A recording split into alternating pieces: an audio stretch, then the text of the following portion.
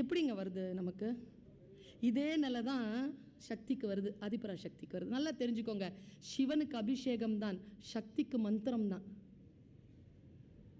சொல் போதும் உங்கள் மனைவிக்கு, உங்களுக்கு தான் அபிஷேகம் வேணும். நீங்கள் ஸ்தூலமானவள், அவள் சூட்சுமமானவள்.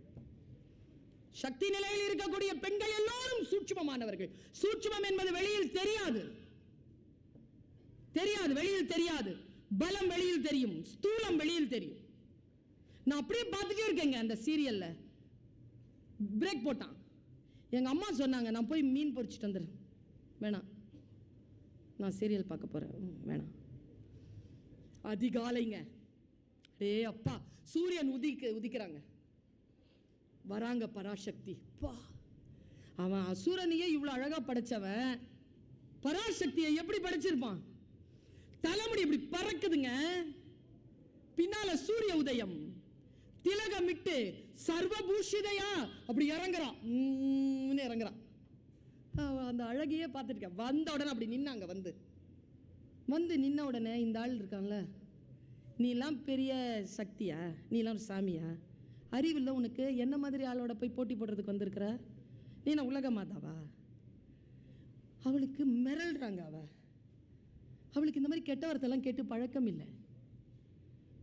என்ன சண்டை போடு, உங்ககிட்ட போய் யாராவது சண்டை போடுவாங்களா? நீ என்ன யோகியதையோட நிக்கிறன்னு உங்ககிட்ட நான் இப்படி பேசுறாங்க. அவன் திட்டமிட்டு பேசுறான். அவன் நில கொலையிறாங்க. பேச பேச பேச, நீ எல்லாம் சிவனோட பக்கத்தில் உட்கார்ந்துருக்கிறதுனால தான் உனக்கு என்ன பெரிய இவளா நீ, அவளா நீ, அப்படி பேசிக்கிட்டே இருக்க துணுண்டாயிட்டாங்க. ஐயோ அம்மாடி, அவ துணுண்டான உடனே அவன் அந்த வாளை அப்படி எடுத்துட்டு வந்து ஓங்கி சக்தியை அடிக்கிறதுக்கு வரும்போது சிவபெருமான் எங்க இருந்தோ வந்துட்டார். புராண கதைல்ல சக்தி அப்படின்னு உடனே அப்படி பார்க்கறான்.